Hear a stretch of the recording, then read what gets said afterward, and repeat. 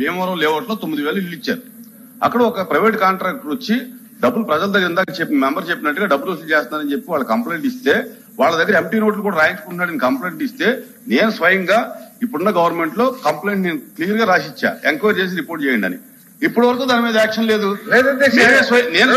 మీరు నోట్ చేసుకోండి. అది భీమవరం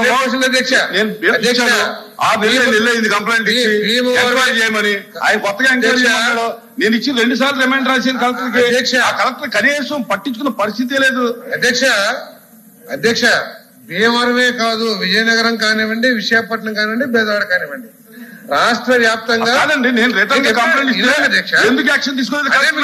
ఎందుకు యాక్షన్ తీసుకోలేదు చెప్తాను. కలెక్టర్ అడగండి. నేను మీకు చెప్తాను అధ్యక్ష, మీరు అడిగారు కాబట్టి, గౌరవ అధ్యక్షులు వారు అడిగారు కాబట్టి. 2 సార్లు నేను చైర్మన్ హోదాలో రాస్తే అవినీతి జరుగుతుంది, అక్కడ లబ్ధిదారులు ఇబ్బంది పడుతున్నారంటే ఆ కలెక్టర్ పట్టించుకోకపోతే కొత్తగా ఎంక్వైరీ చేయమంటే ఏం ఎంక్వైరీ? అధ్యక్ష కొత్తగా ఎంక్వైరీ కాదు అధ్యక్ష, దీని మీద ఆల్రెడీ విజిలెన్స్ అండ్ ఎన్ఫోర్స్మెంట్ తో ఎంక్వైరీ జరుగుతుంది. ఆ ఎంక్వైరీలోనే భీమవరం కూడా ఒక భాగం అధ్యక్ష.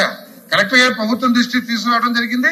దాని మీద మొత్తం స్టేట్ వైడ్ ఎంక్వైరీ. నా లెటర్ మీద నాకు రిప్లై ఇవ్వాలి కదండి. ఏదండి ఏం జరుగుతుంది అనేది నాకు రిప్లై ఇవ్వాలి కదా కలెక్టర్. మీ లెటర్ 2 సార్లు కంప్లైంట్ ఇస్తే కలెక్టర్ 4 సార్లు ఫోన్ చేస్తే అవినీతి జరుగుతుంది, అక్కడ డబ్బులు దొబ్బేస్తున్నారు, లబ్ధిదారుల దగ్గర ఎంటీ నోట్ల మీద సంతకం పెట్టించుకుంటున్నాడు ఎవడెవడో కాంట్రాక్టర్ అంటే యాక్షన్ తీసుకుని చెప్పకపోతే చెప్పండి.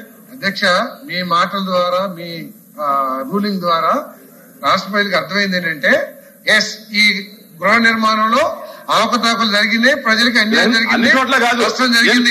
నేను స్పెసిఫిక్ గా చెప్తున్నాను. స్పెసిఫిక్ గా చెప్తున్నాను. మీరు మొత్తం రాష్ట్రానికి అనకండి.